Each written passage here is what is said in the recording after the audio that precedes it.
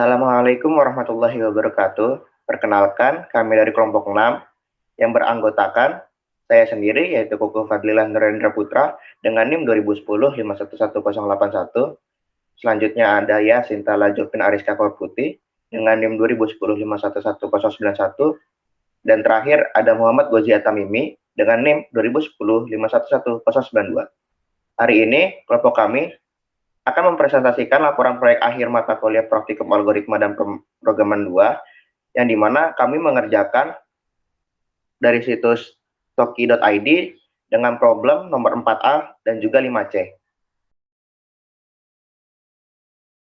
Di sini pada nomor 5C terdapat deskripsi masalah, yaitu pada suatu hari, Pak Ganes mengadakan pesta ulang tahunnya. Beliau mengundang semua gajahnya untuk menghadiri pesta tersebut. Untuk menarik para gajah agar menghadiri pesta tersebut, Pak Ganes akan memberi hadiah khusus bagi salah satu gajah yang beruntung.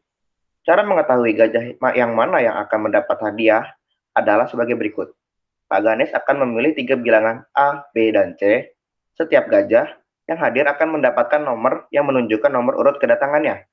Setelah diketahui ada N gajah yang hadir, gajah yang mendapat hadiah adalah gajah yang bernomor A pangkat B pangkat C. Dimodulo dengan N, lalu dijumlah dengan 1.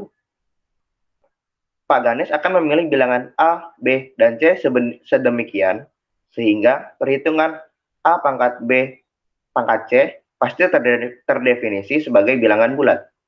Karena setiap gajah ingin mendapatkan hadiah tersebut, terutama karena mereka belum tahu seperti apa hadiahnya, bisa dipastikan tidak ada gajah yang pulang sebelum acara pemberian hadiah. Namun sayangnya, saat Pak Ganes akan menghitung bilangan tersebut, kalkulatornya rusak. Karena lokasi pesta jauh dari toko kalkulator dan tidak ada gajah yang membawa kalkulator, beliau meminta bantuan Anda untuk menghitung bilangan tersebut. Untuk menyelesaikan masalah yang diberikan Pak Ganes, kita bisa melihat solusi yang telah diberikan Pak Ganes untuk menemukan siapa yang mendapatkan hadiah, yaitu A pangkat B pangkat C mod N plus 1. Pertama, kita harus menyelesaikan B pangkat C terlebih dahulu untuk bisa mendapatkan apa yang memangkatkan A. Setelah A dipangkatkan oleh hasil B pangkat C, di mod dengan N, kemudian ditambah 1. Setelah itu baru bisa kita lihat hasilnya berapa, dan itulah yang memegang nomor itulah yang akan mendapatkan hadiah. Pertama-tama, dalam program akan diminta masukan sebanyak 4 inputan di dalam variabel A, B, C, dan N. Lalu inputan ini dipisahkan oleh spasi. Kita menggunakan fungsi split untuk memisahkan input untuk setiap variabelnya. Kemudian setelah diinput, inputan ini akan diubah menjadi tipe data integer. Selanjutnya, untuk menjalankan operasi A pangkat B pangkat C mod N tambah 1 digunakan fungsi pow. Yang pertama, fungsi pow digunakan untuk memangkatkan B pangkat C. Lalu hasil dari B pangkat C ini dimasukkan lagi ke fungsi pow dengan 3 variabel, di mana jika di fungsi pow dimasukkan 3 variabel, maka hasil dari perpangkatan antara 2 variabel pertama kemudian dimodkan dengan variabel yang ketiga. Jadi di sini dimasukkan variabel A, lalu hasil dari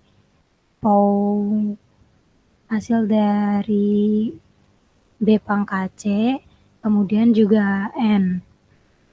Jadi di sini akan mengembalikan nilai dari A pangkat hasil dari B pangkat C, kemudian dimodkan dengan N. Lalu setelah semua operasi di dalam ini selesai, ditambah 1, kemudian hasil akan dicetak.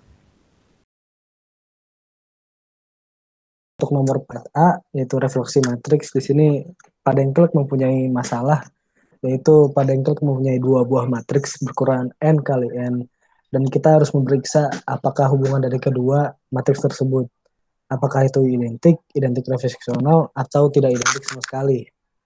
Dua matriks tersebut identik jika kedua matriks persis sama.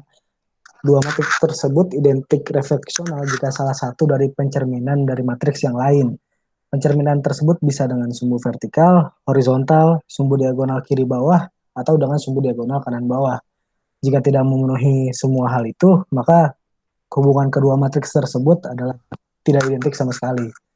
Kemudian algoritma untuk menyelesaikan ini adalah berikut. Oke, jadi algoritma dari penyelesaian yang kita buat itu pertama kali sesuai apa yang diminta oleh Pak Dengklek, kita akan menginput dulu isi dari kedua matriks tersebut, yaitu karena contohnya misalkan 3x3 gitu.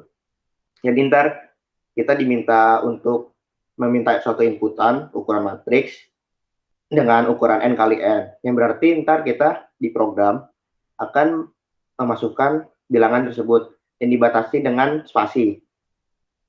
Itu buat menginput ukuran matriks, berlaku untuk kedua matriks. Selanjutnya kita akan mengisi nilai dari matriks itu sendiri, yang dimana setiap nilai akan dibatasi dengan spasi juga, sama kayak tadi, setiap inputannya dibatasi dengan spasi, lalu diminta input 3 ukuran dulu, karena bernilai 3x3 di sini kami algoritmanya adalah mengisi nilai 3 matriks pertama, misalkan indeks pertama, kedua, dan ketiga, lalu enter, nanti itu akan masuk ke dalam list. Algoritma kita seperti itu. Lalu akan dilanjut lagi baris kedua sama seperti tadi, lanjut lagi ke baris ketiga, pengerjaannya sama seperti tadi juga. Dan itu pun berlaku untuk matriks kedua juga. Selanjutnya, di perbandingan matriks ini, kita akan membandingkan hubungan dari matriks pertama dan kedua itu apakah horizontal, vertikal, diagonal kanan bawah, diagonal kiri bawah, atau identik maupun tidak identik. Untuk identik, kita membandingkannya itu dengan langsung membandingkan matriks pertama dengan matriks kedua. Jika nilainya sama, maka program akan mengeluarkan cetakan identik. Untuk tidak identik itu sendiri, jika seluruh baris dan kolom dari matriks pertama dan kedua itu benar-benar tidak memiliki suatu kesamaan. Nah, selanjutnya untuk horizontal, yang kita lakukan adalah dengan mengecek baris pertama matriks pertama dengan baris terakhir matriks kedua, yang dimana untuk matriks pertama ini pengecekannya akan turun terus ke bawah barisnya, dan untuk matriks kedua ini dia akan naik ke atas untuk pengecekan barisnya.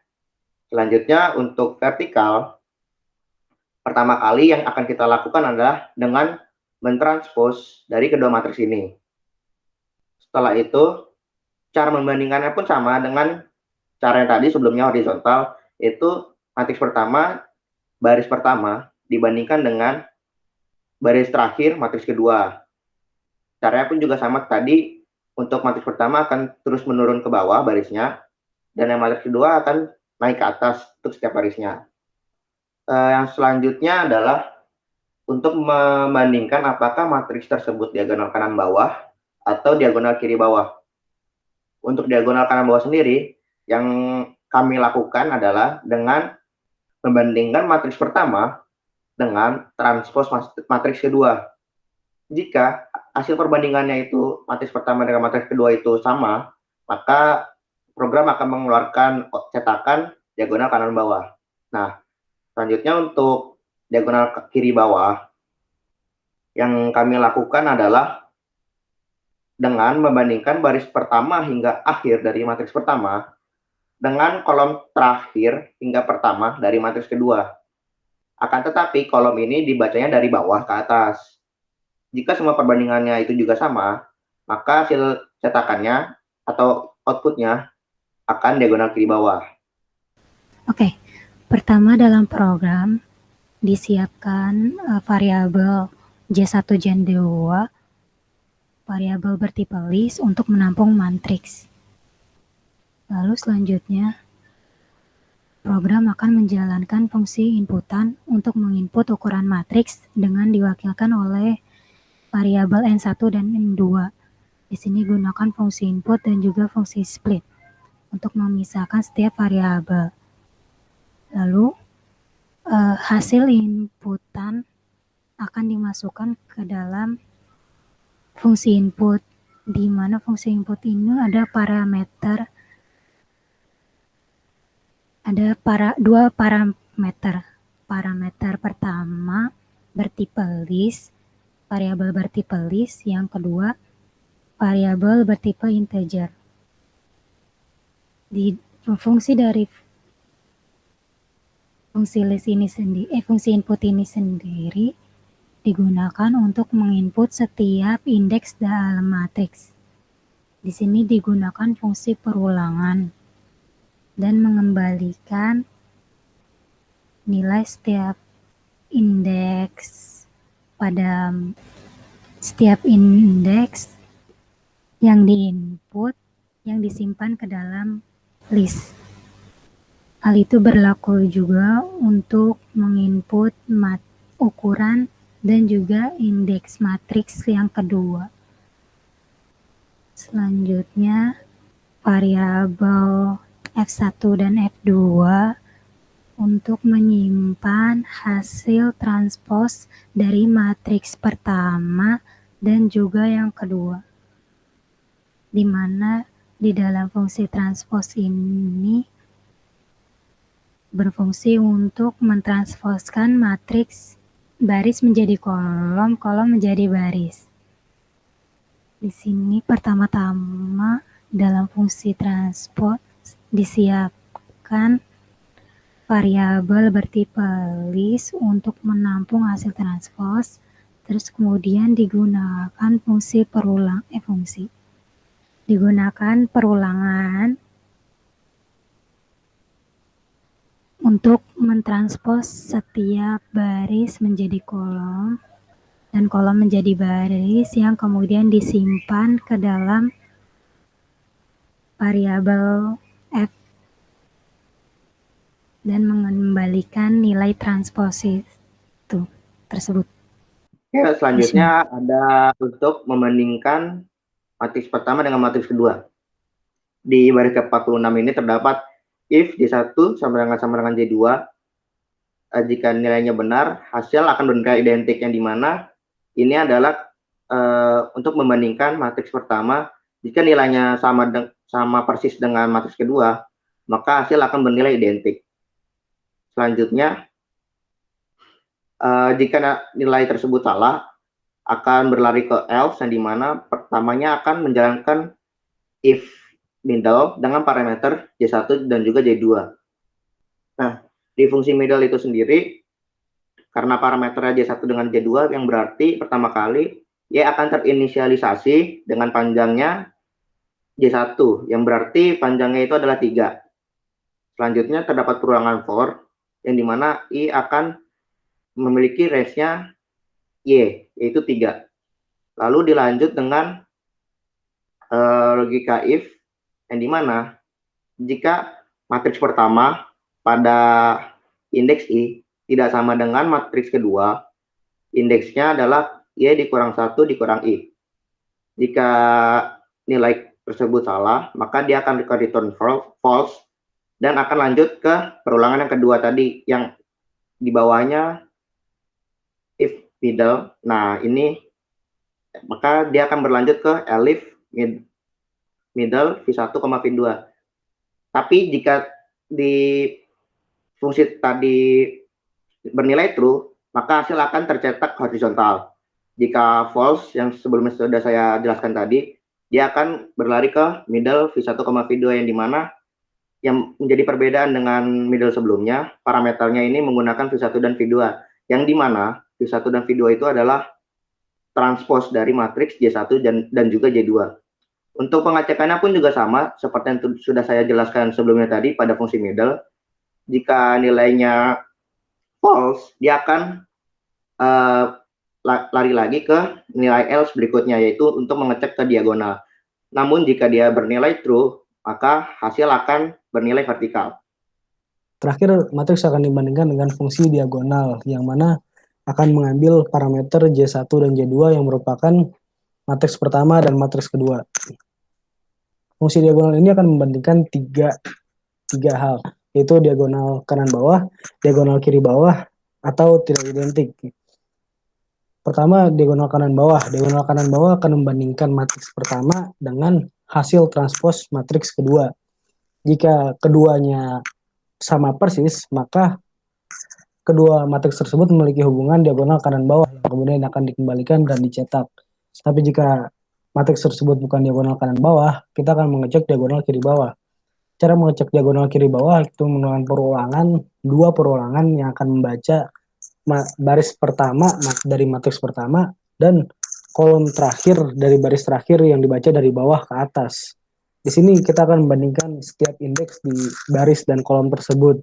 Walaupun yang pertama dari kiri ke kanan, yang kedua dari bawah ke atas. Hingga semua tempat telah dibandingkan, kita akan menghitung semuanya ada berapa. Jika yang sama persis dengan panjang matriks dikali panjang matriks, yaitu kalau jika 3 maka 9, di mana semua itu adalah semua indeks yang ada dalam matriks, itu diagonal kiri bawah kalau semuanya sama persis. Tapi jika ada salah satu yang tidak sama walaupun hanya satu, maka itu bukan diagonal kiri bawah, yang mana dia bukan diagonal kanan bawah ataupun horizontal, vertikal, atau identik. Satu-satunya pilihan selain itu, maka kedua matriks tersebut tidak identik, yang mana dia akan mengembalikan tidak identik yang kemudian akan dicetak di akhir di print hasil. Sekian dari kelompok kami, kurang lebihnya mohon dimaafkan. Assalamualaikum warahmatullahi wabarakatuh.